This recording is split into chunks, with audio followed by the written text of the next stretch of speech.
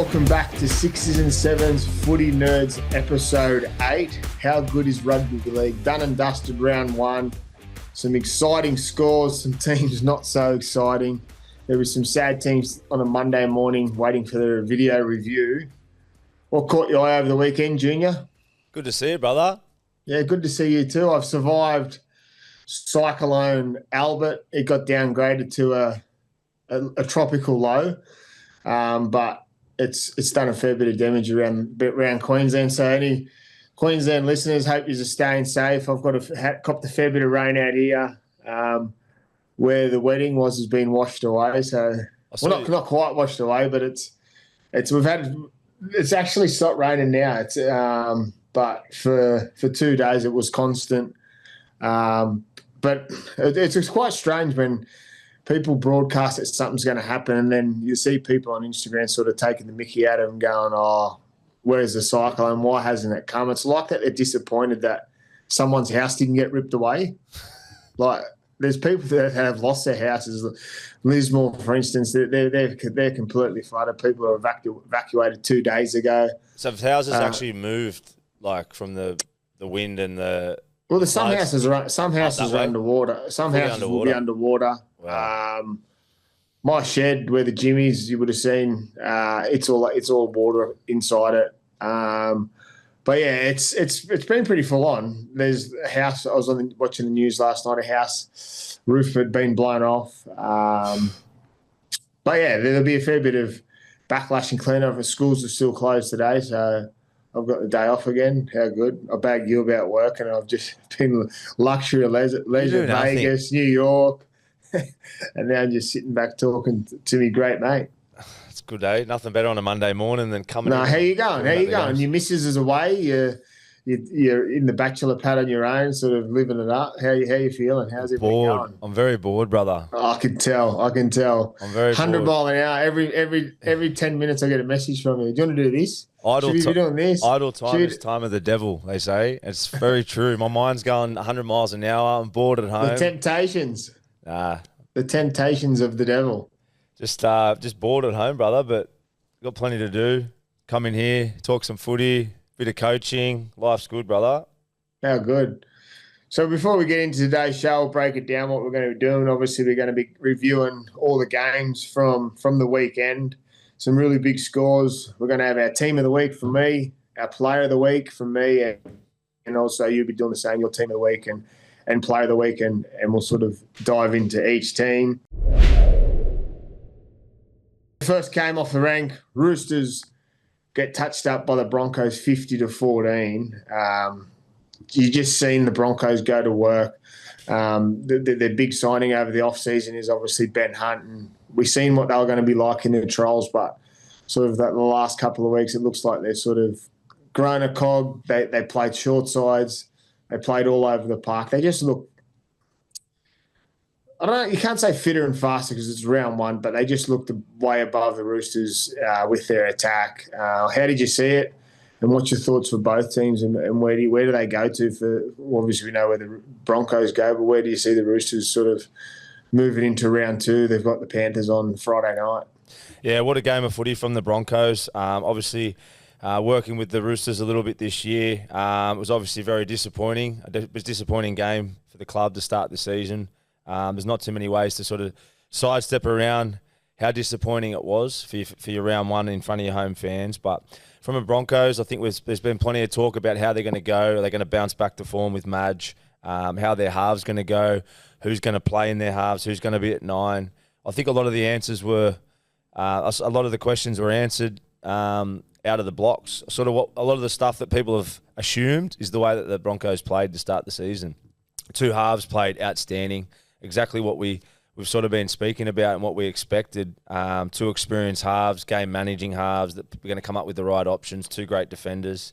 Although I did jinx myself, I was with the boys on Hello Sports on that live stream talking about how good their halves are defending, and then boom, Siwa Wong goes straight through Benny Hunt for the first try. So we had a bit of a giggle on that. Is that where I heard that you said that your biggest regret was not growing sideburns? It was part of the context of the conversation. You do have some black spots in your life. Yeah, I know. It's actually gone grey now, so that's a bigger regret. Yeah, not growing the sideburns. That you don't dye the top. It's been one of my biggest insecurities, not having a beard on the side of my face. Can you run us through how you dye the top of your hair? Mate, it's not the time and place to be bringing this up. I do not dye my hair. I'm only joking. Maybe once. But it is interesting. As we said, we spoke about the Broncos. Obviously, we sort of touched on this year before we started their season on how they'd play. And Corey Pakes at 9, he was outstanding the other night. He ran the team around the park. They played on the back of an outstanding forward pack. Their forwards laid a great platform. Obviously, Paddy Carrigan moves to the front row to partner Payne Haas and Cobe Hetherington at 13. While they ran it forward and played flat and fast, they also played a bit of footy off their forwards. Payne Haas, obviously a special mention to him. He's doing Ramadan at the moment, and he goes out and has a performance like that. But just these offloads, the little things when we talk about players and players themselves, as we know, is that you want to get better each year. And you look at Payne Haas sometimes and go, how does he continue to get better? And he shows that first game, round 1. He's got an offload, which he's always had, but a controlled offload, and and then his pass selection to either play short or to play at the back to his halves. It just opens up the field so much. Reece Walsh was electric, but what I liked is that the halves combined together, but they also stuck to their own game too. Ben Hunt jumping down short sides, like 2-3-man short sides, which we haven't seen Ben Hunt do for a while. He usually does it at 9. He sort of jumps out and plays the other way, but Pakes complimented him really well, and he was the final pass from a few of the tries. And dangerous signs for the teams that whoever's coming up against the Broncos, which is going to be a juicy clash for the Raiders at home in Canberra this week against the Broncos on Saturday night. It's going to be it'll be a good test to see where the Raiders are.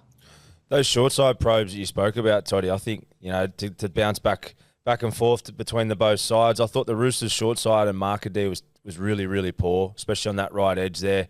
Dom Young got caught out a couple of times, but it was more around their markers. They weren't getting set at marker. There's several occasions on that. Great eyes from Benny Hunt and Adam Reynolds to pick that out. But I think Trent Robinson's prided himself on edge defence and marker defence and all those little things, and it was really disappointing and bad signs there for the Chooks. But you touched on the middles, Payne Haas, Carrigan.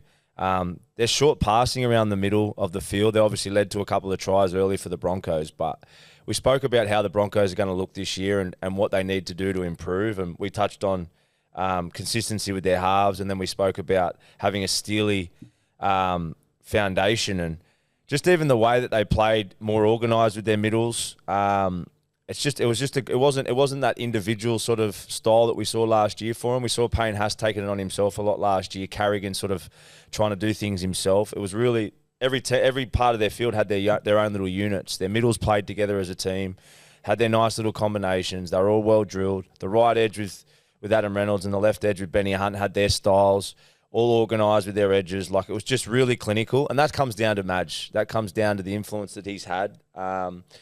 He tidies everything up, all the discipline and the talk around wearing your shirts at training, stop painting your nails, the boys whinging about how hard they were training, or the chat coming out of Brisbane about how hard they train. This is what you get. You get a team that's clear-headed, plays with clarity, and everyone knows their roles. And it's so good to see, because everyone was disappointed last year with the Broncos not playing to their potential after the year before, and we know what they're capable of. So if they can keep the foot on the throat this year with young legs, they're going to be so hard to beat. They are. And it's the thing you talk about then is obviously knowing your role, knowing the systems and stuff like that. And then when a coach like Madge comes in and delivers that's his key message straight away, that he needs to find a balance between their flair and their talent, so to say, but also then gives them an option to own their role. And if they own their role, they perform. If they don't own their role each week, they won't perform. So it always will. When a coach comes in and delivers that message, and you give players a clear message, for instance, Pat Carrigan, you play in front row, but you can still play footy. It then gives Madge an opportunity to, if he plays bad or doesn't do his job, it means then that Madge cannot question him on his role of what he's done. The same for Reynolds and Hunt, they still play footy, but they've still got a role to do. It doesn't just, things just don't happen. They've obviously worked in pre-season on how they can complement each other, and they do that. And then Reece Walsh pops up wherever he wants. And while he won't be proud of one of his moments, I thought he was really good the other night. He's the way he brought the ball back, he brought it back fast. He found the space and went into contact really hard. Selwyn Cobbo, yeah, like obviously, he looks fit, and then they spoke about the Madge effect straight away, and obviously Madge wasn't going to go there and give him a light pre-season. He looks fitter, he looks faster. He obviously looks lighter because there's a lot of players have said they've lost a lot of weight, playing a lot lighter. That pickup, Toddy, off the Adam Reynolds kick, the first one, when the Roosters came outside in, really bad defensive efforts on a couple of occasions on their last tackles, just coming from everywhere. But Adam Reynolds capitalised on that. But that pickup from Cobbo, geez, that was good. The first try he scored. Mate, his ability to score tries and then finish tries is crazy. But it looks like at ease all the time when he does it. Just always finds a way to find the line on. Let's touch on the Roosters. Obviously, it needs to be touched on. We spoke about them last week of where we thought their points would come from. They scored points late. Obviously, Dom Young scores 2 tries and Sanders Smith scores one on the back of Connor Watson. I thought when Connor Watson went to 13, they'd opened them up a little bit. It changed their dynamic of what they look like. I was listening to Joey speak in the commentary about the way Chad and Nat are playing.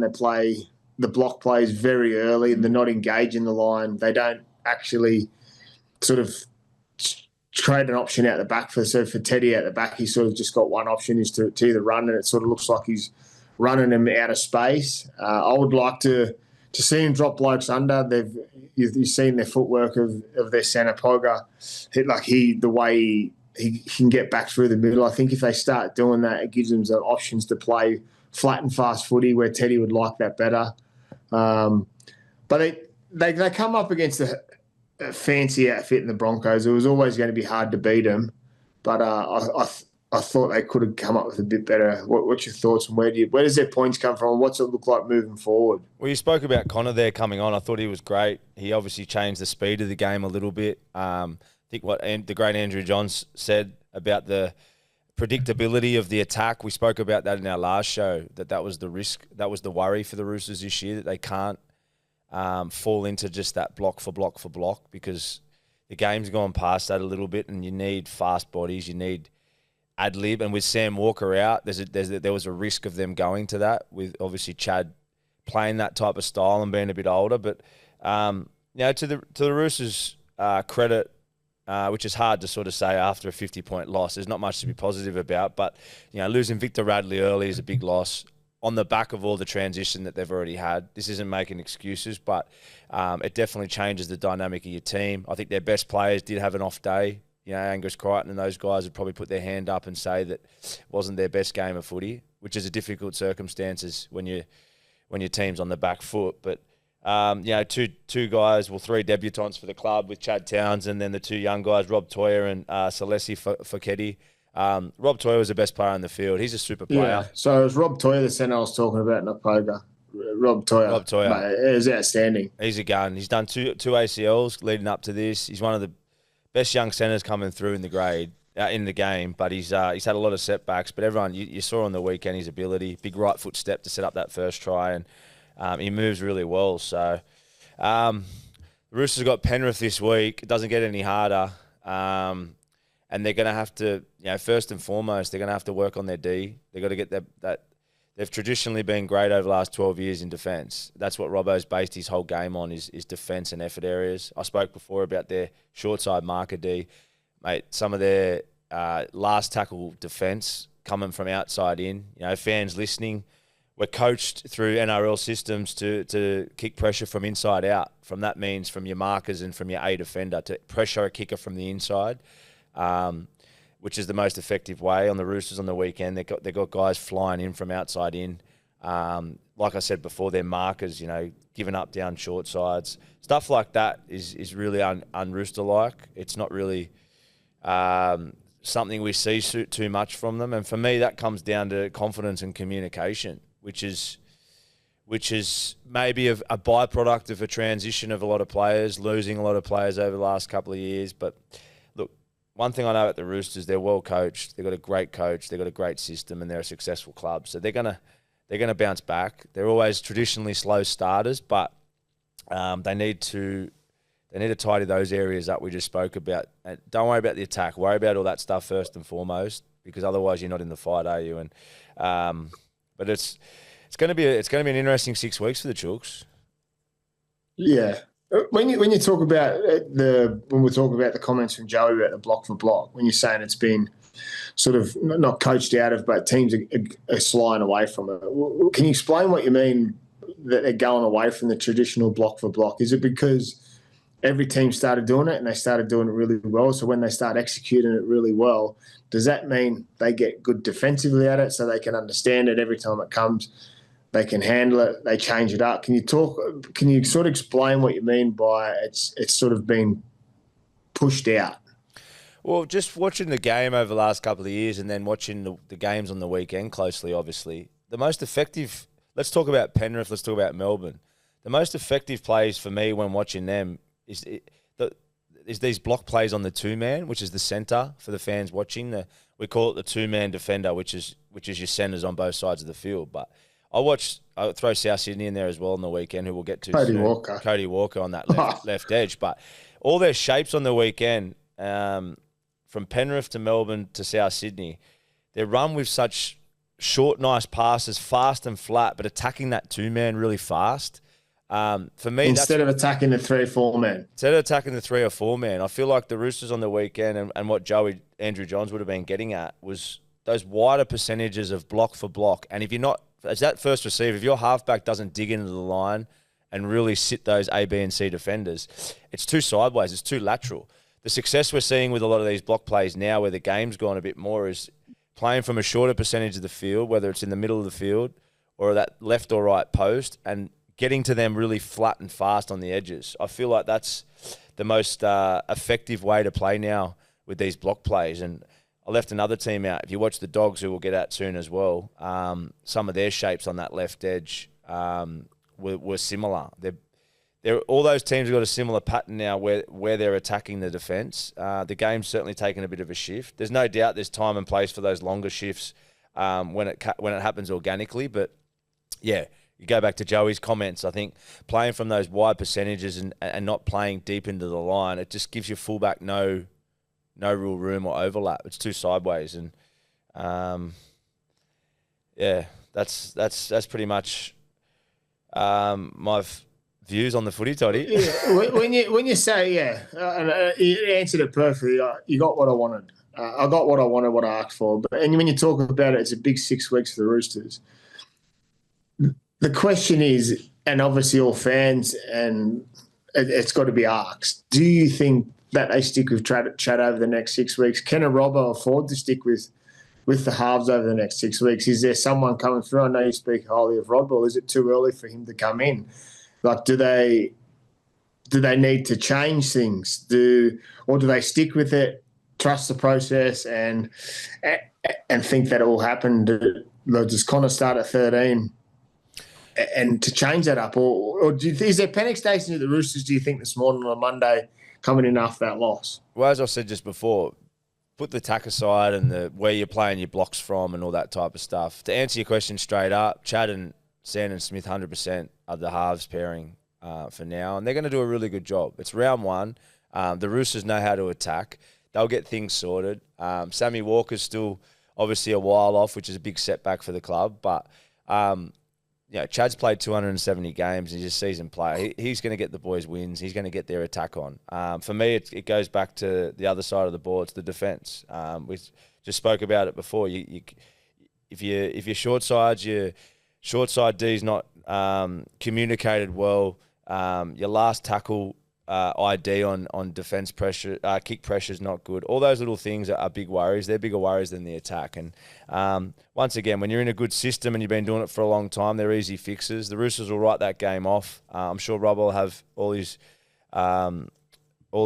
box ticks boxes ticked for review this week. He'll have it all sorted, and they're just going to have to get back on the train. But yeah, strip it back to basics in defence. It was a mile off where they want to be. Sixes and Sevens is brought to you by Property 360. Property 360 offers a complete property acquisition service designed to deliver quantifiable results for investors. Their team of passionate acquisition advisors provides privileged insights and conducts thorough market analysis to secure the best real estate deals for you and your property portfolio. As the preferred partner of NRL players and staff, Property 360 has a proven track record of helping clients grow their wealth beyond life on the field. Head to property360.com.au to find out more. Sixes and Sevens is brought to you by Good Day Daily Multivitamins. If you're looking to take your health a little more seriously and you're not quite sure where to start, Good Day is simple and effective way to get yourself essential vitamins and minerals. Packed with over 60 health benefits and 100% of your B vitamins, it's the easiest way to feel good fast. With a delicious passion fruit taste, just pour one sachet into water and you're good to go. Head to begoodhealth.com.au. Use the code HALVES for 10% off your order. Pair that with a subscription for a 20% discount. It's the least you could do. The much anticipated wait to see Jerome Luai in the Tigers colours and for 60 or 70 minutes, he was a masterstroke. But your good mate, Kalen Ponga, just done some unbelievable things. Newcastle 10 beat the Tigers 8. This game was to and fro. They threw punches. They played footy. They went at each other. The completion rate in the first 40 minutes was unbelievable. Unlike both these teams during last 2024, Jerome Luai had his hand in most of the plays.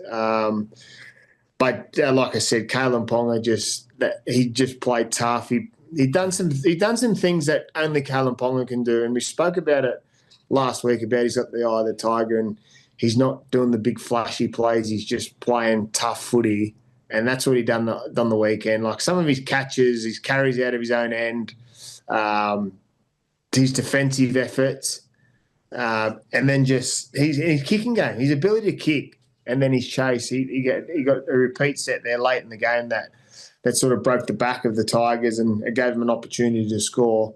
But just, yeah, for the Tigers, to me, they were a way better team than they were last year. But we speak about as when you become the chief playmaker. We spoke about it in Metcalf. When you become a key playmaker, which Jerome Luai is now the key playmaker at Tigers, you lose little bits of your arsenal. And I thought on the weekend he played very controlled. He'd done everything that the Tigers would have asked of him. But I think if he goes and looks at his game today, like all players would, they didn't run the ball very much. And Jerome Luai's strength is runner. Attack the defensive line, make him work, and then play footy. Where I thought on the weekend he just done what he needed to, dropping blokes under, passing early. Perfect kicking game. But like I said, I think from a Tigers point of view, you'd be happy with his performance, but he needs to have that X factor for them to win each week, I think. Well, this was always going to be the downfall of having Jerome come as that game manager, wasn't it? We spoke about it with Metcalf. You spoke about it in detail about the side effect of when a player changes their style. You actually used yourself as an example when you went to switch from 6 to 7 in one of the previous shows, and you spoke about one part of your game will strengthen, but you lose the other part that gives you that X factor. And the side effect that can have on the rest of the group can be contagious. It can create either a loose style of footy, or it can create what we saw in the Tigers on the weekend with Jerome, where it becomes a bit too much structure.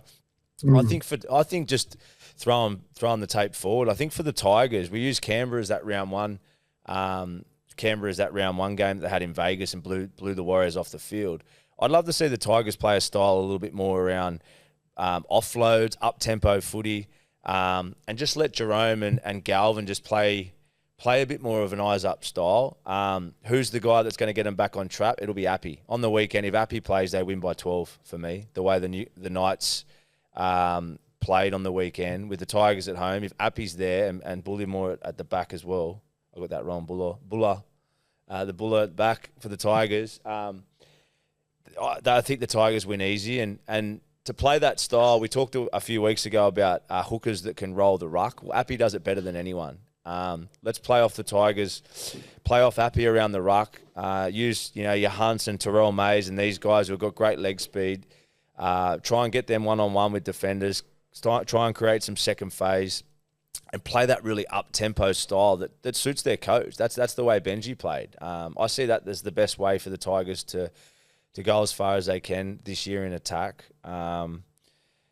It'll free up Jerome a little bit more. He's still going to have to develop the game management. He's going to have to take more responsibility than he did with Nathan. But for me, that's their best chance of getting their best style of attack on.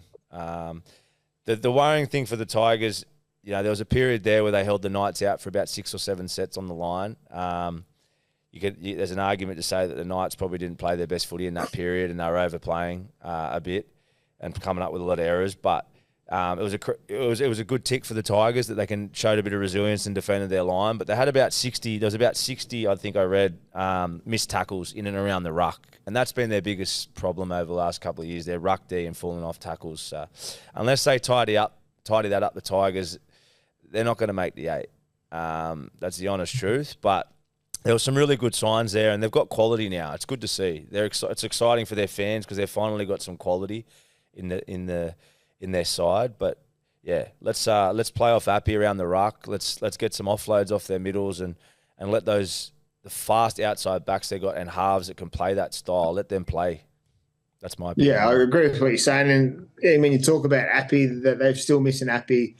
Jerome Buller will come back to that team, so they will definitely strengthen. And the thing you touched on, the missed tackles, they had 51 missed tackles in the game where Knights had 26 against teams that are going to put it together, like the Broncos and the Panthers. They won't have the luxury of 10 points scored, and they'll get plenty more. Talking on the Knights, when we touched on him straight away, Kalen Ponga was definitely the difference. But I like the way they played. We speak about how the dynamic would work with Cogger and Fletcher Sharp. Mm. Cogger does his job. He's an out-and-out 7. He kicked the corners. Kalen relieves him of the pressure sometimes when he has to step up and kick. But I thought the way they played, Fletcher Sharp is a player that plays on the back of opportunity. He's ad-lib. He gets in at dummy half. He's not afraid to carry. He's been in the wing or fullback before. So when you come from those positions, your ability to run and not be worried about running becomes natural because that's what your job was before you moved into half. So I like the way they play. As you said, they played a little bit frantic. They didn't sort of ice some of the big plays where they probably should have. Bradman Best a few opportunities where he probably should have ran himself. He would have scored. But I like the Knights. I like the way Tyson Frizzell played. Tough through the middle, but also changed his feet. Kai Pearce-Paul, for me, is going to have a massive year. Both their back rows, will have, I think, unreal years. But the way Kai Pearce-Paul, he can get around the field. He's always got an offload if he needs to. But I thought both teams, it was a pass mark for round 1. Obviously, for the Knights, they took them 70 minutes to win the game or to get in front. But and Bradman nearly blew it too, didn't he? Yeah, he nearly blew a couple of opportunities, and that's when you've got someone like Bradman that he's always sink and run. He's fast. He looks like he's intense all the time. Well, that'll slow down as the game goes on, and you get the feel of how it's going. But the tick for me in the Knights is that they got the 2 points. I think if it was the other way around and we're sitting here doing this podcast and the Knights got beat by the Tigers, there'd be question marks on the Knights' performance and how they're going to go this year. But they scraped away with it, and no one's really talking about it. But I think both teams will improve. I think with the players that are going to come back for the Tigers, Coruscant and Jerome Buller, I still think they're missing a strike centre. And then the Knights, they'll improve because it's round 1 for them. And as you said, they were clunky in patches. Tell you, just a special mention to Terrell May. He was outstanding. Oh, Played the whole first half, didn't come off in hot conditions, and then I think he ended up playing about 65 minutes for the whole game in a pack where, let's be honest, he's probably the main guy there that's doing a lot in attack and defence in a younger sort of inexperienced pack, more than he would have done probably in the Roosters pack where he had Jared and the likes around him. So yeah, special mention to Terrell, and he's a huge signing for them. I'll run you through his stat. I'm the stat man today. They're going to start calling me the stat man. I'm a stat man. Yeah. 65 minutes, 20 hit-ups, 189 metres, 69 post-contact, 2 tackle breaks, 34 tackles and no miss. Wow. Not a bad round one. No misses. Wow. No. What a player. No misses. Did you have any misses in your game? Yeah. I did. I think my last year and the year before, there was one game. I was always a pretty good defender. There was one game there. It was against Titans. I think I come up on this. Sometimes it's what comes up. It's not like a full miss, but I had like 12 misses one game. That was the worst I've ever had. Normally I was pretty good, mate. Honestly, I didn't sleep for about a week. I was watching the game back, going, "No, that wasn't a miss. No, that wasn't a miss." Some of those NRL stats ones they come up with.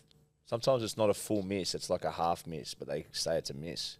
Some days you just don't want to put your shoulder in, do you? Like I hated it sometimes. And you just knew sometimes who you're coming up against. So you look at your back rows, it was like, oh, yuck. Ben Cray, mate. Early days when I was a kid. That year we played together, 2010, Ben Cray, where we played Drake, he was so hard to tackle. I'll tell you what, the back end of my career over in Super League, I refused to tackle. So that was some of the reasons why. It's just that I hated it. And then fast forward a couple of years, I'm playing in the middle of Byron playing hooker. You're playing hooker at Byron? Play a little bit. I played 20 minutes. 2010 grand final when Friendy went off. It was like the last 10 minutes when we'd lost the game. I got put to hooker. That was awful. Yeah. That game was done, but we were already worried about getting on the piss and the beers and the bus. Yeah. Hey, Toddy, Dylan Lucas too. Just another mention on that game too. How good's he going? Local guy up there. I trained with him one preseason. He's sort of a centre back rower. He's only young. Last year I was there, but there's heaps of talk. We said once before, Pete O'Sullivan came out and said, who's one of the better recruitment officers in the game. He's been around for a long time. He's up at Newcastle. I ran into him at a juniors game, and he said that he reckons Dylan Lucas will play rep footy. And the way he's playing, you can't really argue with that point, can you? He's been so good. Well, it just gets better. The thing is, when you young kids come through, obviously they show glimpses, and he's a try scorer. His ability to score tries is the first thing you see. But the way he works, he runs a great line, and the big tick straight away is that he's moved Tyson Frizzell to front row or 13. Like that's not because they've moved him because they're comfortable. They've got a back row where last year he was coming off the bench, not starting. Started a few games, but obviously over the preseason he's done enough work to move Tyson to the middle. So well done to Dylan Lucas. Well, the next game we're going to be talking about is the Rabbitohs versus the Dolphins. Rabbitohs breakout winners 16-14. Straight away, we've already mentioned his name in the show. Cody Walker was just the difference. And you look at teams and you always say, oh, if they had this player and you have that player. When South have got Cody Walker, even minus the big stars like Latrell and players like that, they always are a chance of winning. And that's what happened on the weekend. He comes in. When you look at the South lineup with Cody Walker and the way they play, they just look completely different. Their strength is obviously he's a run threat. Yep. And then the ability to play down short sides. The try they scored, the first try they scored when he jumped down a short side was I think he created the overlap because he come down the short side. Obviously, Dry Gray bounces out the back, so he plays direct. And you talk about when halves that they don't dig in, and when you've got a short side, you've got the ability to dig into the line because you don't have an open field. So there's numbers you're going to go at and there's numbers you're going to isolate. So he isolated that 2-3 defender and Dry Gray done the rest. But just the way he moved and he looked fit. There's always talk about preseason that Wayne was getting the players in shape. Obviously, we spoke about Latrell, how fit he looked, but There's always been concerns about Cody sometimes, the weight he carries. But the other night I thought he was one of South's best players. Yeah, I was blown away. I did the game with Triple M. It was really cool. I actually did the game with Jason Demetrio, who's the old South. How was that? Yeah, it was awesome. First time I've done a game with a coach. Normally it's with one of the other boys, as you do up there. But mate, it was unreal. Really good fella, and it was the first time I'd met the coach. But it was really cool, obviously, doing the game with the ex-coach of the team that we were doing with South. So it was great picking his brain and hearing his sort of, to be honest, more than anything, his love for his players there. He was really genuinely cared about them, and really, for a coach who's been moved on, I was really, really impressed. But yeah, his insight was awesome throughout the game. I thought Cody Walker was just unbelievable. Coming off their trial form, and how unconvincing Rabbitohs were, I thought Cody was the difference in every way. I actually asked JD during the game, because there's a lot of talk about Cody being an instinctive player and playing eyes up, and I said, who's the main talker out there? And he said, Cody, 100%. He's the main guy He's the main guy. It's a bit of a false perception about Cody, where he's just this instinctive player. He said he's the talker. He's the one who organises the sets, and that's exactly what he did. I want to give a rap to Lachlan Hubner too, who played at lock, filling in for Cameron Unbelievable. Murray. Mate, the width of their pass, if you watch their sets, and I thought, get onto the Dolphins in a second, where they I feel like they played way too conservative. South, from Lachlan Hubner and then even all their middles, they're catching the ball with such width off the night. Which allowed Cody Walker, who plays that swinging, he swings to both sides of the ruck and kept hitting both edges. But by having that lock in the middle there with a wider pass, it just gave him so much room. So they used to do that with Cam Murray, but him stepping into that role, and obviously Jai Arrow in and around that role as well. But those two, with the width of the pass that they were using off their 9, and then having Cody attacking that left edge, it just looked so dangerous and threatening, and they looked really fast. South, they had a lot of leg speed, especially in the first half.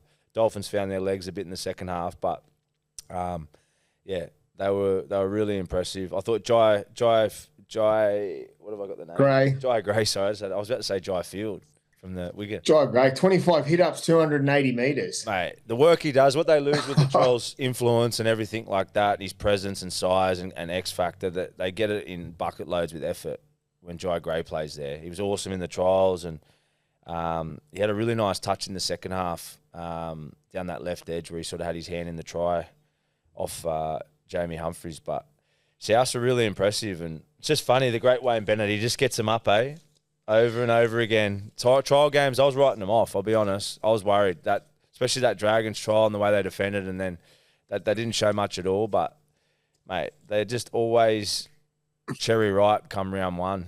Dolphins. It was a massive... before I touch on the Dolphins, it was a massive night for Lockie Hubner. He played at the Dolphins last year. Wayne takes him down to there in the preseason. They lose Cameron Murray, which would be starting 13, and he chucks Lockie in, and his performance was unbelievable. He was in everything. He was pushing and shoving. Some of the shots he put on in that second half to turn the ball over to give South the opportunity to win. It was just great. And the player we need to speak about is Jamie Humphries. I thought he'd done his job really well. He kicked the corners. He completed how they'd want him to. I think he obviously, as halves, you need to have more strings to more bows the archery, so he needs to have more different threats. I thought he was comfortable with his job. He 30 tackles, no misses. So defensively, he was good. But I think just for him, obviously playing more minutes in the 7 jumper, late in the second half, you could see he sort of started to slouch, and his kicks become sort of rushed and wasn't in control as much. So that will come as you play more games, and South's winning. He'll continue to be there in the number 7 jumper. But I thought the South's really good. It's good to see Campbell Graham back. 500 games or something he missed. Is that right? Yeah, through his thing, and obviously he was a little bit rusty. Still 202 run meters.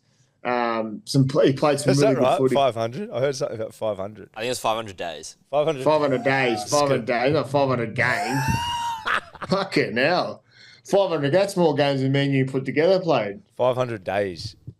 500 days. 553. Sad news coming out of the game days. is Tyrone Munro scored a double, then comes off, doesn't return after half time with his collarbone. So send our wishes to Tyrone. He had a hard year last year, so hopefully it'll be on the positive and it won't be as bad as I said. But I think it's his third one too, Toddy. third one, yeah, he's had collarbone. troubles with it for a while. So sending him our wishes from us. But yeah, the Dolphins, they didn't seem interested. I don't know if Cyclone Albert was in their head, but it was like, when sometimes you watch teams that they wait for the game to come to them. I just saw I know it's always a concern when you watch Hammer at the back, and he'll always get better because that's what kind of player he is. But he looked like when he was catching the ball, bringing the ball back, he was ambling. And normally he wasn't his electrifying self, just picking the ball, catching the ball and running, finding space. He just seemed like he was waiting for it to happen.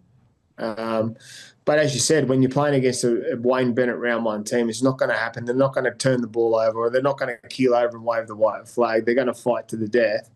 And then you've seen the Dolphins, they put a bit of spice in their game, and then they come up with some rewards. They score some tries. They get in front.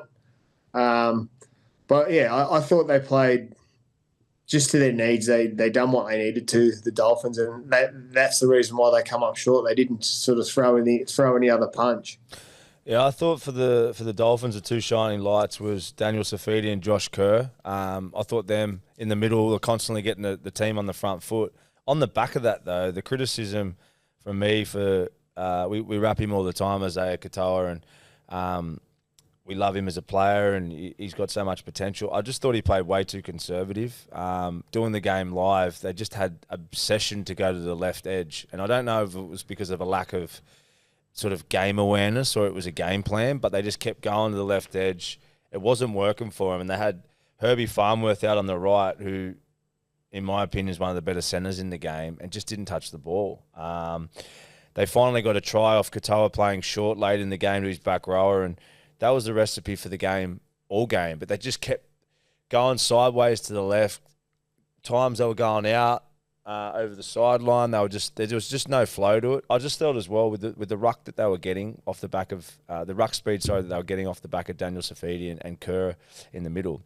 Katoa needs to step up. I can see that he's basing his game around the basics and making sure he kicks well and be a steady organiser. But he needs to go into that next gear now. He needs to start to probe and take the line on. He needs to become a threat. And we did speak about that last show when you asked about the improvements for Katoa. I said, he's got to get his basics right. Like, no one plays better square at the line than him. He's got great tempo. He kicks well, but he needs to start to add that running game, not only for his own game to develop, but also for his team, because they're going to stay stagnant if he doesn't loosen up and sort of start to get a bit more ruck recognition, and it'll bring everyone else on the field, because they've got great centres. Averillo, Farnworth, their pack is big and strong.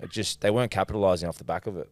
Well, they've got plenty of strength, and as you said, we talk about Katoa a lot last year, and he was on the tip of everyone's tongues last year talking about how good he's going. So when you're playing against a team like the Dolphins, Wayne knows what he's like. He coached him last year. So him straight away in review would have been about, okay, this is what we're going to be doing. This is how we're going to sort of defend Isaiah. This is what we're going to do. He doesn't have a run threat here, so we can sort of push up on his inside and let him play square, but we know he's going to play out the back. So that's the thing for him to evolve his game. He needs to work out. Yes, we know he can play direct and direct into the line and out the back, but now he needs to change it to have a running threat, to change his game, like the ability to get across the field, to start in different positions, to start short side instead of always starting that open and catching it wide. Change the vision of the defence and what they're looking at, and sort of just getting the ball and going flat and fast at them. And I think he'll get better at that. I think the Dolphins will get better as the season goes on. I thought a few of them were flat. Obviously, with the travel, the Cyclone, like as we said, it could play a big part in this game, and I think it did. It plays a huge. Let's have a. It plays a big. The big part it plays is you lose your starting 5'8". You lose your starting 5'8" straight away in Nicarima. So Sean O'Sullivan comes in. Would they have done a lot of footy over the preseason together? Maybe not. But also what it does is you've got two exactly the same style halves. You don't have a run threat because when you've got Nicarima, he's a run threat and then he's a short side option threat, where with O'Sullivan, he's not a run threat, or if he does become a run threat, they can sort of track him down really quick, so they sort of can push off him nice and early, and if he does run, they'll have an inside defender taking him. But they also play very similar. They want the ball in their hands flat and fast at first receiver, so there's no real second receiver play. Hammer doesn't overly play at the back a lot. He plays out the back and runs, so it did play a big part in their performance. Obviously, the players that didn't travel, traveling down there, and then obviously their thought process, how they would have been feeling.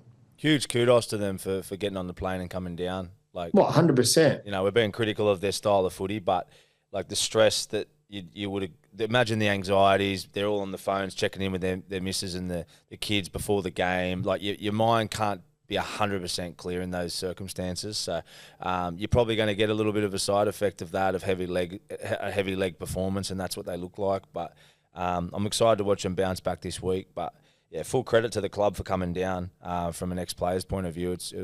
Hats off to you. I can't put myself in that situation, but if I just had a newborn baby and my missus was up there and there was just threats of the floods, I don't know if I'm coming down. So hats off to them. Well, the next teams we'll be talking about is the good old Bulldogs up against the Dragons. Bulldogs 28, Dragons 20. Flano will be disappointed this morning, I reckon. Monday morning, Flano isn't great. Yeah, it was a great game of footy, this one.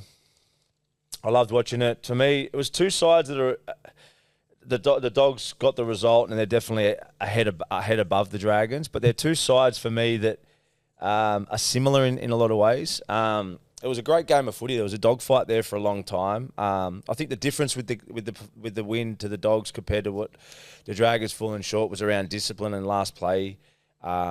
Applying pressure on last plays. I think you see with the Dogs, defensively, they're definitely got an edge on the Dragons. Their little 1%ers, the tidiness that they play with, and then their kicking game off Burton with the size of the kicks that he does, and then the effort to get down and kick pressure and pitting the Dragons in a corner. For me, that was the difference. The Dragons, on the other hand, had a bit of ill discipline in their game. They lacked that kick chase pressure to really apply and put the Dogs into corners. So that was the difference for me. But as far as individual talent, I feel like both sides can really attack from anywhere. And there's been a massive improvement in the Dragons' left edge this year. We saw that in the trial game. But with Flanagan, Gutherson, Lalua, and Valentine Holmes down on that left edge, they got a lethal little combination going on there, and it's good to see. We saw it in the trial games, but they're gonna cause a lot of right edge defence, some trouble this year. But you can say the same about the Dogs as well. Their left edge was lethal. Cecily getting 3 tries, was it? Did he get 3 tries? Tupanua got 2 tries, the last 2 tries of the game. Cecilia Tupanua got 2 tries. Jacob Preston, Toddy, how good was he? Back rower. Perfect type body type for the modern game. A bit like a Cam Murray type of style, strong legs. He was awesome. He looked like a real leader out there as well. So that's a really shining light. And Kurt Mann for me we've been complimenting him a fair bit on this show for the form from last year. He set up that nice little try. I think it was Tupanua's last try under the post. He played a nice little overs play, but Kurt Mann as well. I thought he was huge.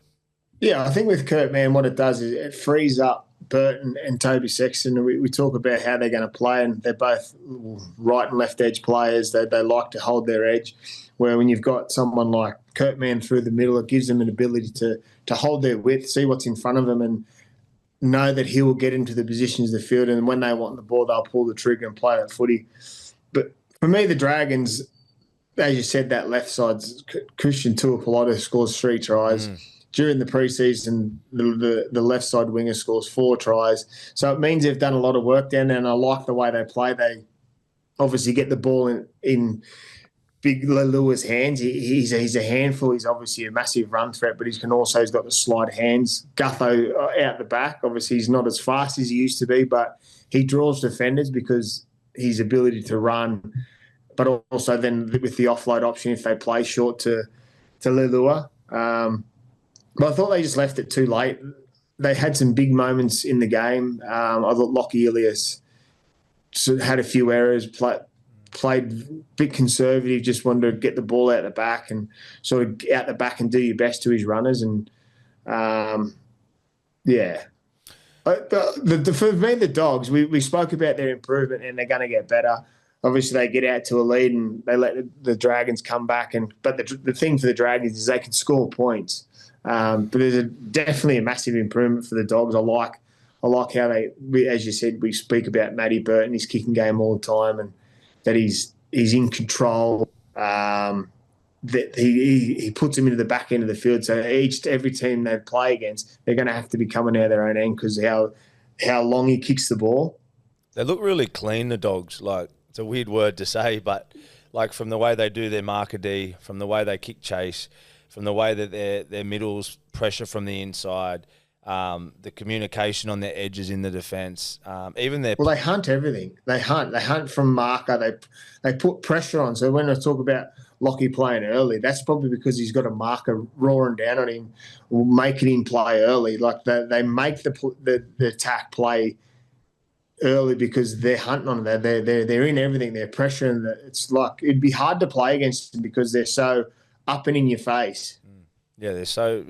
Even their attack on that left edge, like they look really clean, and even just the body language, like they're so fit and well prepared. So the only thing I can't see fast forward the tape, like they're a top 6 side for me. The Dogs. I said that at the start of the previews for the season. I feel like the Dogs are going to be in that top 6, but what will hold them back for me is just that little bit more X factor. They probably need one more player. I might be wrong, just that one more player just to break it up. But for the crew that they got, they're so well coached and they just squeeze the lemon and the sky's the limit for them.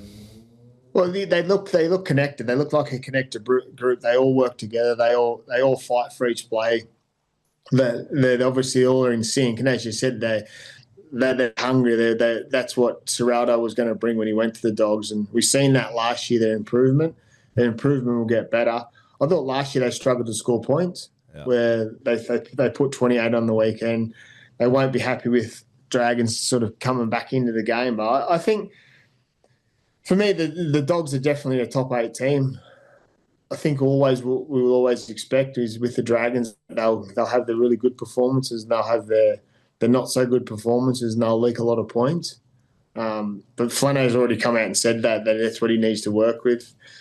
Special mention, not in first grade on the weekend, but in reserve grade, Cody Ramsey played an outstanding at fullback for their reserve grade team. He had an illness last year, which kept him out of the game.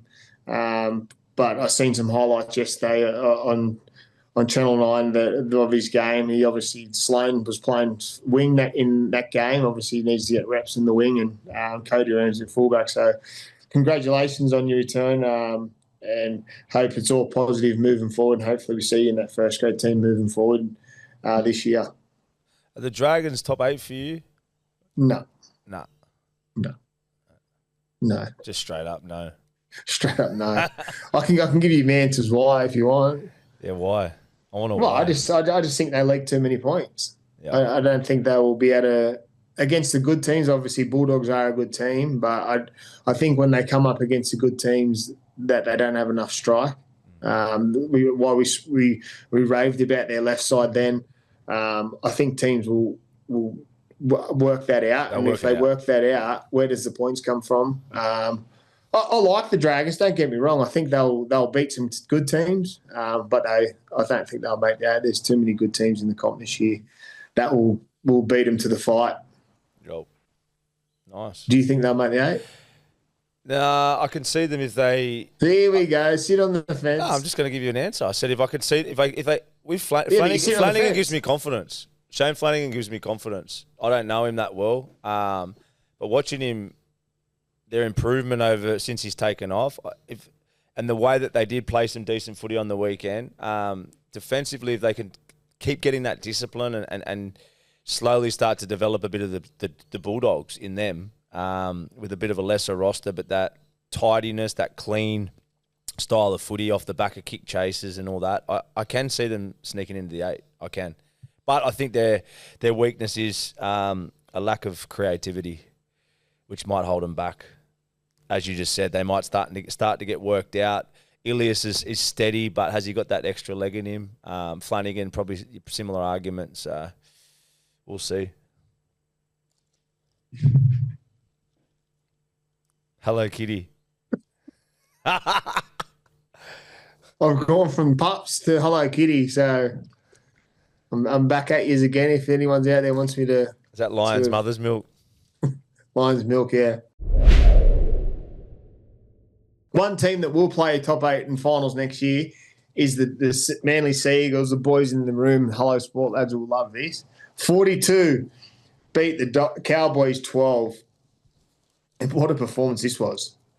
Mate, honestly. Daly Cherry Evans is like a fine wine. 36 years old. Can he play till he's 40? 100%. He's unbelievable. And that sort of style suits Ches to a T, doesn't it? Front foot footy, ad-lib footy. He's just the best. Well, they all are. Him, Brooksy, and Tommy Turbo. What a good game to watch. Manly up 24-0 at half-time. I think it was 70% of possession. So it was just a total onslaught from Manly at home. But yeah, just honestly, it was nearly as good as I've seen a half of footy from any NRL team for a few years. Just absolutely clinical. We spoke about obviously Cherry and just having an absolute field day. Some of his ball playing, Cherry, and I know we love just that play on the right edge, just the slight double pump that he played. You know, most fans might not have seen much in it, but that is such good ball playing, and he does it in such an unorthodox way, Cherry. He moves and he swerves and he's just, it's perfect track for Cherry, isn't it? When the floodgates open, he just has an absolute field day. I'll go as far to say I don't think, he's in the top 3 halfbacks of all time at playing off the front foot. 100%. Of all time. If their team can play on the front foot like that every week, they're a big chance of winning the comp. Obviously, we know that you can't always play off the front foot. The better teams will work out a way to stop them from playing on the front foot. But during this game, I was messaging you about how wide they play off the ruck. They go 1-2 punch and then they move the ball to their big back rows. Ola Kawatu and players like that. It's like they're just running into space. But the edge for them, as we spoke about during the game, Toddy, but when you got someone like Turbo there, they play sideways and lateral and they're hitting players from everywhere with wide passes. But then, you use Turbo's line break as a perfect example when he's just gone straight through the middle of the ruck. You've just got this ability to be able to play around teams, hit your massive big back rowers on edges, but then all of a sudden you got the Turbo, the Ferrari in the middle that can just do anything and just blow the ruck out with a dummy half carry or just a front row hit up straight through the middle of the field. They've always got options. It's a perfect attacking balance, isn't it? And then the other thing is too with them, Sipley, Olakawadu, Siwa Takiaho, touched on him last week. I think for the first time out of the last couple of years, they've finally got this unit. We spoke about Payne Haas and Carrigan in the middle and having that strong base in your pack. And we know as halves how valuable that is. The best teams I've played in, I'm sure you can say the same thing. You've got a little gang in the middle there that they own that. And to me, Manly, for the first time, even over the last couple of years, it's the first time I've seen them look really controlled and together in the middle. And they've just got huge body types. And the worry for Manly is, that front foot footy, they're the best in the game at it. I don't think there's Melbourne potentially. I think Melbourne probably. But They're probably Melbourne after yesterday when we saw that. Yeah, but those two sides for me are the best in the game at front foot footy and blowing just opening the floodgates. But different to Melbourne, Manly over the last few years haven't handled the opposite. When the momentum swings, they haven't had much resilience, and then week to week, they struggle to create that consistency. But yeah, I just saw something different in them in the trials, and then through this game, just with that little gang that they got in the middle there. Big bodies, but they looked connected. Yeah, I like what I've seen from the trials in too. Obviously, we spoke about them in their trial form was really good. Bit up and down their second one, but we spoke about their round one that that few of their players didn't play any of the trials, and we got the first look at them. And we spoke about when you've got balance and sort of time with another player. Obviously, Luke Brooks come to Manly last year. Obviously, plays unbelievable, but then you've got another whole preseason with Cherry, and you can just see their knack to play together is starting to grow. Like once they switch the ball back to the other side of the ruck, hits. Turbo actually drops it, but so it's a switch play, playing back through the middle. But then, obviously, Brooksy can hold his left side. He's got a left foot kick. They've just got a good dynamic at the moment that they know what each other's doing. They're playing direct, as you said. When you're on the front foot, it's easy. I thought it's the Cowboys waved the white flag, so the Manly knew they were going to have a field day. But just the way they it's like Turbo's a threat. When Turbo's a halfback, jumps in at halfback, he becomes more of a threat than he is at fullback. So how do you he pops up everywhere. Like I said, they've always got options. Yes, they're going to get to their back rows and get him to create havoc and then play on the back of that. But if it doesn't happen, they've always got an option back to the short side or back to the middle by someone playing flat and fast, then to try and create that momentum to go forward again. It's like he just can hit you from anywhere, Turbo, can't he? And you see in his Dally M year when he was just scoring those tries, like 10 out, just running over 3 people to score a try like a front rower. Without his injuries and if he's in a consistent team like a Melbourne year after year, he's an immortal. He still might be, but like if you look at put the perfect player together, speed, power, instincts, ball playing, I don't think there's been anyone ever better. They've obviously been players that have put more consistency together because of their bodies and have won more comps and this type of stuff being in your Melbourne systems. But as far as ability, mate. Individual presence, if he's in the team, Manly win more often than not. And their histories have showed that when he's not there, they don't win as many games, or when he's there. And obviously, we talk about with the comments, Joey's comments that are saying that are playing fullback in New South Wales. It's obviously Dylan Edwards is the incumbent, won the series last year, but it's a massive call. But he wouldn't look out of spot, that's for sure. He obviously will be in the New South Wales team somewhere. But from the weekend, if they can play that style of footy and continue to play that style of footy, they're a top 4 team every day of the week, and they'll just continue to get better because they've got class players.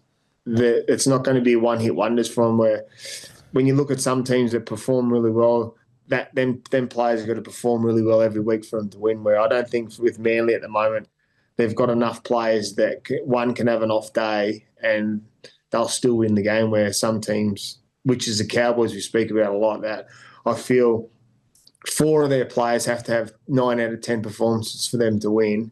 And if they don't, they're shot ducks. Yeah. And even looking at their dressing room at halftime, they looked depleted. They looked worn out. And I think if they don't fix it fast, I think Cowboys will be in for a long year. They didn't have any. But it's hard to talk about the Cowboys because they were beaten in all aspects. Yeah, well, Toddy, they were on the back foot the whole time. How do you? It's one of those things. It's like hurry up, out him, and it's fucking piss off. Yeah. So we can regroup because you weren't going to stop that footy the other night. Well, 30% possession in the first half and making 100 more tackles, you're going to feel depleted and fucking cooked at halftime, aren't you? So, yeah. And it's one of those games, it's a bit of a write-off, even doing a review on them. We've played in those games. As halves, you can't play well, you can't do anything. You could be critical and people say, Tom Duffy didn't come up with much. You got no ball and you're on the back foot. Well, it's a tough introduction to NRL. Well, yeah, I saw Toddy Payton come up after the game. I was in a press conference. He sort of challenged his players, and that's all you can really do, I think, as a coach after one of those games. It's get showered, get back, and let's work out how we change our attitude around. And there's no point going into the attack and different moments because at the end of the day, attacking moments because at the end of the day, it was purely an attitude thing. But I go back to the same old story about the Cowboys, and we said it in our preview about the Cowboys. I said that their biggest issue is inconsistency. They've now leaked 50 points, close to 50 points in a trial game and round one. That's not good signs. I know trial game they had younger players, but to leak nearly 100 points in a regular season game and then a trial game. On the back of their last few years where that's been their issue, and also travelling's been their issue. Like they don't play well on the road usually consistently. So, that's for me. That's sort of it was another example of where the Cowboys are at the moment. They need to turn it around next week. Who they got next week? I'll tell you. Stat man. The Cowboys man. Sharks. They got the Sharks. 5:30 at home on Saturday. So this is the thing with the Cowboys, but they're likely to come out this week with a rocket up them, and with the at home too for them. At home, they'll aim up in defence potentially. I love that word, potentially. Potentially. But Tom Duffy did, and off the back of that, and the great Drinkwater will every chance of having a great game again, getting back on track, but. To reach their potential, they've got to get these defensive issues right. There's just so much inconsistency. Does Payton stick with Duffy? Yeah. You can't write him off after that. It's one game. No. I reckon Clifford will play. Yeah. I don't know. You can't really blame a half in a loss like that. You're not going to blame a half, but I think the way Tom Duffy looked by the end of the game, he might have picked up an injury. He was limping by the back end of the game. Obviously, it was a tough night for him. It was a tough night for Tommy Deard and trying to tackle Olakau'atu by the end of it. One of those carries he ran in, and he credit to him, he went out and smacked through his body, and then he just got like one of those council poles when the car hits, it just flicks straight back up. He got up and... No wonder Cherry feels good at 36, playing behind them. He's just got, massive big bikies in front of him. They look just like big... And then you've got the Trubojevic brothers. He's playing behind the Comancheros, bro. Yeah, and they'll tat it up and mate, they're massive. It's a massive, and as you said, the exciting thing for the Eagles is if they can match that every week and when they have to get in the dogfight and the grind. But mate, if they can do that every week, Manly's up there for me. But yeah, for the Cowboys, their review this week would be, I reckon they'll push over it. As you said, Toddy Payton will challenge them. That's what he's known for. He'll challenge his players to get better. And then if he challenges them and they don't get better, then it's his job to go, okay, I'll bring someone else in that's going to do a better job than you. How's their depth up there? Obviously, in positions. Obviously, you got Clifford as you said, we're not talking about depth. They need depth everywhere if they're going to get beat by that. Yeah, it's not the halves. Their depth in the halves is Clifford's their starting 7 if he was fit at the start of the year, and Duffy would come in to make his debut. So they've got them two there to come in. The issue was their fallback. They just got rolled. They got rolled through. Yeah. And they've got some good forwards, obviously Bateman and players like that. Manly top 7.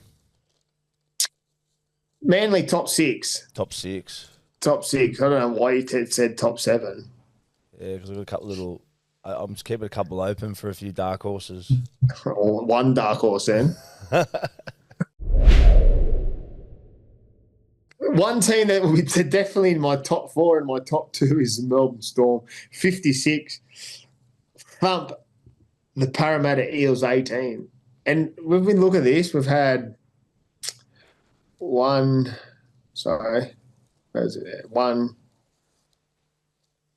2. Is it 2? 250 points. So Melbourne 56 and Broncos 50. Roosters, obviously the teams, and the Parramatta Eels. History shows that if you get beat by 50, you don't play finals or win the comp. I want to go into that stat, Toddy. Now we're talking about the theme of the day, stats. The stat, man. I would have thought that we'd be here sitting on podcast talking about stats.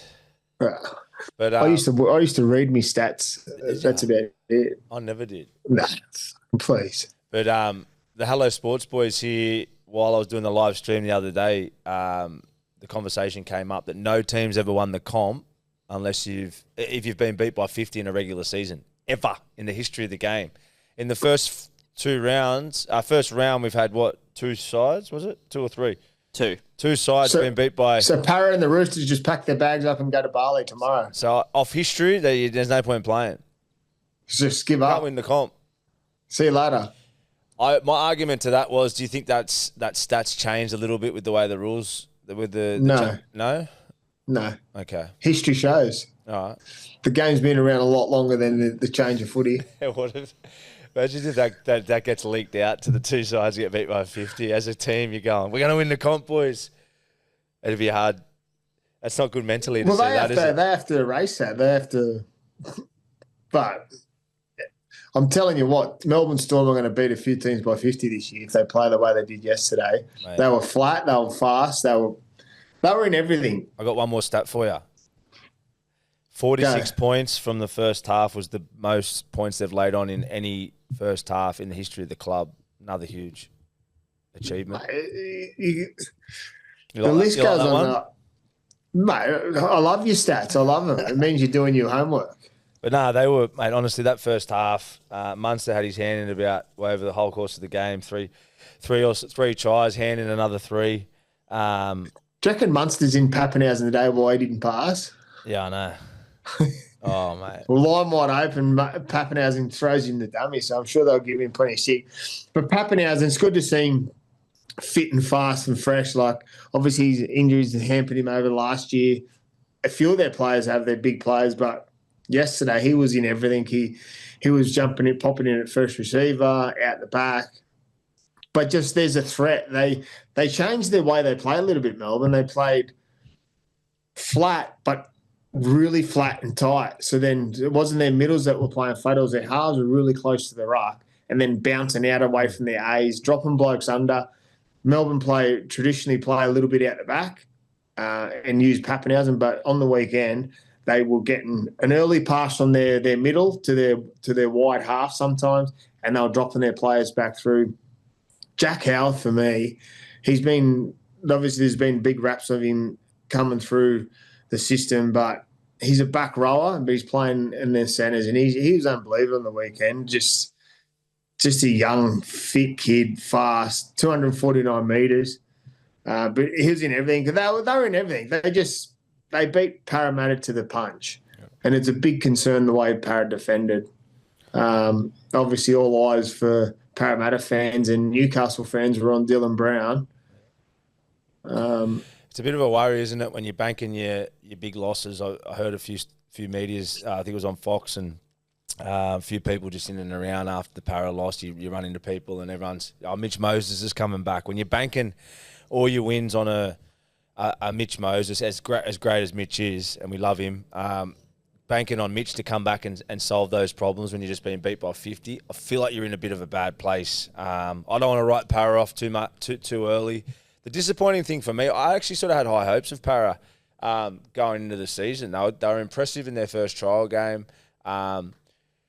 Volcom and Brownie played really well in that trial. He was against Newcastle.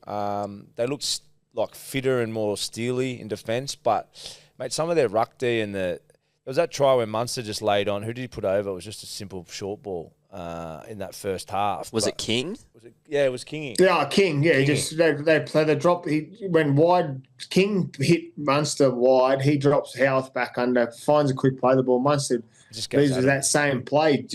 Catches the ball inside A, then skips out to B. And King was just went in untouched. You're playing all that stuff in pre-season. Like, they've obviously, credit to Melbourne, that as you just touched on. They evolve. They evolve the way they play footy. But you're only as good as the defence in front of you. You can't play that if the defence is good. And I just felt like Parramatta just had no resilience, no steel. inside shoulders were terrible. I don't know if it was just, I don't know if it's new systems being put in place and it's a bit of teething problems to get used to it. I just had higher expectations just around that stuff. I know that without Mitch, they're going to have, he adds them 20 points. His confidence gives them attack and defense improvement just by having him out there. But just some of their decisions were really poor. Like as good as Melbourne were, they were made to look good as well with some of the poor defence, especially around the right, just the inside shoulders. It was really disappointing. And to be honest with you, Para's lost Campbell Gillard and a few. Do you think Melbourne do that to more teams this year if they play like that? They're lacking a middle, Para. What's that, mate? I think Melbourne will do that to more teams often than not. I reckon, for me, Melbourne, they're a cut above this year. Oh, they will, but they were made because their players are fit. They were made to look good, but we talk about systems and players like King, Big Ikamanu, like they've just got a well-balanced team. They've obviously seen Big Nelson on the sideline. They've still got him to come back. They're dangerous. They've got the bye this weekend. Can you go into a bit more detail, Toddy? You spoke about the changes to their attack. Can you go into a bit more detail for the fans around the stuff you were talking about bouncing from the inside out as opposed to what we spoke about a bit earlier about attacking those two-man defenders and these big block plays? It was really interesting. Well, it looked like, so for me, they were using the ball off. So King would step up and play early to the half, and the half was dropping some. So it was either Meaney or Howarth coming back in, or Katoa coming back in underneath, dropping the half was dropping them back in. But then the next play, the half was actually flat and fast on the jump. So they were obviously first thing they were trying to do is get a quick play the ball. And then on the back of that quick play the ball, they were jumping on them. So the half was actually starting inside A, or inside A, B, and then getting across the front of the defensive line and then passing to hard running forwards or someone punching gaps. Their short side footy on the weekend was the same. Like as soon as they got a quick play the ball, they had someone open, someone short side, and they were just flooding it. So any time they had a quick play, which they had a lot of, there was someone pushing in the gap. So where Melbourne sometimes they play that wide Hughes out the back to either Munster or Pappenhausen, and they play at the back, where this time was sort of pass, and then playing blocks. So giving them sort of getting across the front of the defensive line straight away instead of sort of playing out the back. They'll just eliminate them by just going pass. So the middle defence for Para was gone straight away because the ball was beating them, and they'll straight into their edge defenders, and they were creating options that like. It's a great way to play. It's a great way to play. Parramatta's three defenders were in all sorts because they were getting to them really quick, where usually they're at the back and it takes time for them to get up and sort of assess the situation of where we're going to go. But because the ball was getting to the edge so fast, they were in trouble. So the three defenders were sitting on their heels. And you look at where the players went through. Volcom was bumped off a few times. Brown was bumped off a few times. But just because they were stuck in no man's land. It's a great way to play now with the way the ruck speed's a lot quicker, and because teams at training are defending so much structure, you're just doing so much work on the predictable plays that, as you just said, if you've got the halves that they have that can bounce off the ball, similar to what you used to do better than anyone, catching and moving off the pass, you're beating the A, B, and C defenders straight away. And as you just said, your halves are spooked. Your edges all of a sudden, it's not familiar. Straight away, they have to make decisions that's out of the box that they haven't been doing at training. And it takes a special group of halves to be able to play like that, though. I think there's a lot of teams that wouldn't be capable of playing like that. They don't have the reaction. But we spoke about it before as well, that we think that Melbourne spine plainly ad-lib better than anyone that we've seen before as a unit. So, mate, it's awesome to watch, isn't it? It's just great to watch a style that's a bit different to the style everyone else is playing. And, mate, whether it's Bellamy or the players or their assistant coaches up there, mate, every year they just get better and better and better and reinvent the wheel. It's such a credit to them. It's you say that about reinvent the wheel and the way they play some of their shapes, where traditionally people play blocks and then they started doing the turn-up play. But now, obviously, the big thing out of last year, what everyone spoke about, how fast the game's getting, the ruck, obviously the sixes again. So the six again is playing a big part of footy. So obviously, if the ruck's slow, that means the team's slowing the ruck down. So then it's a six again because there's a ruck infringement. So now Melbourne have obviously realised, okay, well, if the ruck's going to be fast, we can play fast. If the ruck's slow, it's going to be infringement anyway. So they'll get it at six again, so they can fall into their footy after that. But at the moment, it just looks like they're just playing. Anytime they get an opportunity to play flat foot footy, they've got a plan. And then when it's slowed down, they just go back to their systems, dropping blokes under, waiting for that quick play the ball, and then pulling the trigger on the back of it. And they've got so much strike. It's like your personality, just layer after layer after layer. The onion. The onion. Peel the onion. How many times? Peel the onion. How good's chatting footy?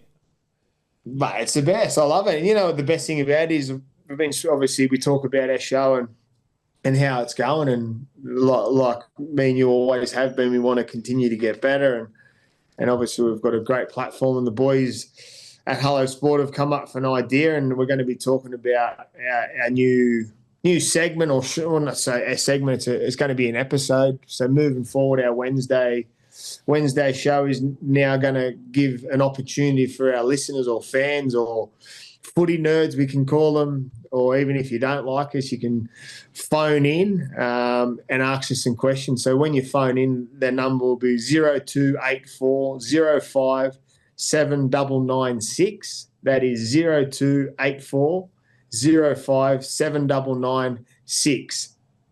So when you call that number, there'll be a voicemail. You can leave a message. And this Wednesday, which will be aired on Thursday, myself and my great reformed rat bag Mitch right in front of me will be answering your questions. So to the listeners out there, I want you to come up with your best questions. It can be footy related, life related, about your favourite team, about your favourite player.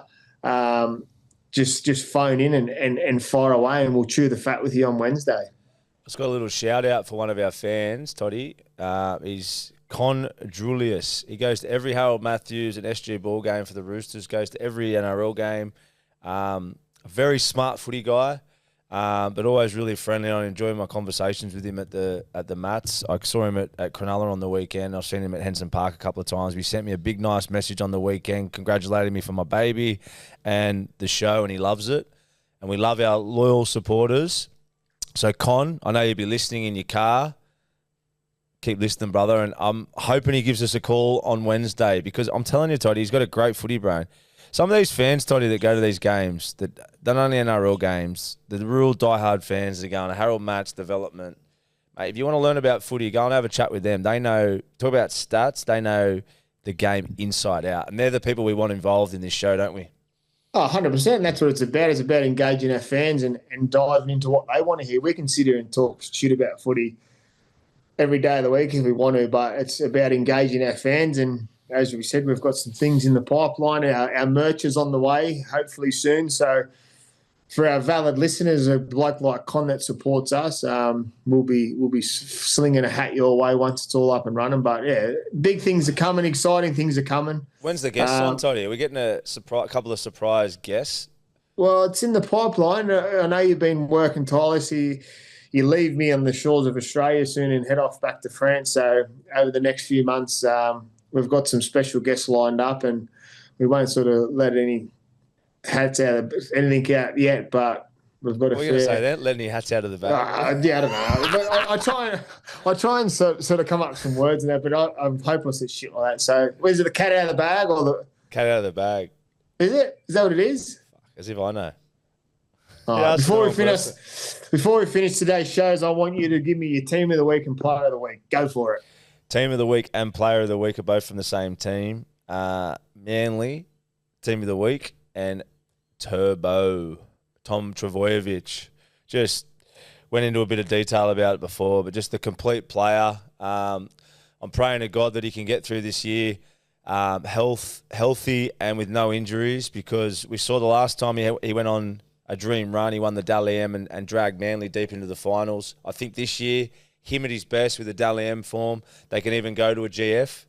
with some luck and momentum. Just that's a little throwing that out early, but all off the back of him. Obviously, he's got his mate there, with two mates there, Brooksy and Cherry Evans, that are pretty unique themselves. But mate, his game on the weekend, just everything he did was just out of this box. Speed, power, brilliance, and his team were my team of the week as well. Just an out and out pure performance from Manly, fast and flat, blew the team off the field. One of the most clinical first halves I've seen for many years. All right, my team of the week is the Melbourne Storm, and my player of the week is Cody Walker. Yeah, that's a good one. Big, obviously, big shoes to fill with, obviously, captain of the club this year, Latrell out. They always say that he needs Latrell to play well, but well done, Cody Walker. I thought you were outstanding on the weekend. And if that's the signs to show you're going to be in for a big year, and I think Sias would be in for a big year once you get some of your key players back. But keep doing what you're doing. It was unbelievable. I thought he played to his needs and above his needs on the weekend, and he got Sias that win. So well done, Cody, and well done the Melbourne Storm. They were just clinical. They were the best. Who comes in the bronze medal? Cameron Munster. You have to give him a rap. Player of the round. Munster, yeah. Well, if we might as well just bring silver, bronze. No, we can wrap up everyone, but we don't want to wrap. We can't wrap everyone up. I just thought he deserved a wrap. He deserved a wrap. 6 kilos lighter too, Cam Munster, they reckon. He's off the piss too. He's had a yeah, bruh. He's had a bet with Jerome Hughes that he'll have the whole year off $10,000. 10 what? 10 grand. 10 grand to stay off the piss all year. Yeah. Where's our paycheck? Who knows? He might have to he might be reformed rat bag like us and stay off it forever. Yeah. Who knows? But he hasn't been as much trouble as us, so. Nah, they don't get in trouble in Melbourne. Nah. Do you want to talk about our time in Melbourne at Nate's wedding? Another time. Nah, let's have a little chat about it. You're mad. No, we'll have a segment. Well, that's what we will do moving forward. Once this footy dies off, or we've got a little bit of a time to have a chat, we'll chew the fat about some of our outlandish times and the things we got up to away from footy. Love you, brother. That was mad. Love you. See you later, boys. See you, mate.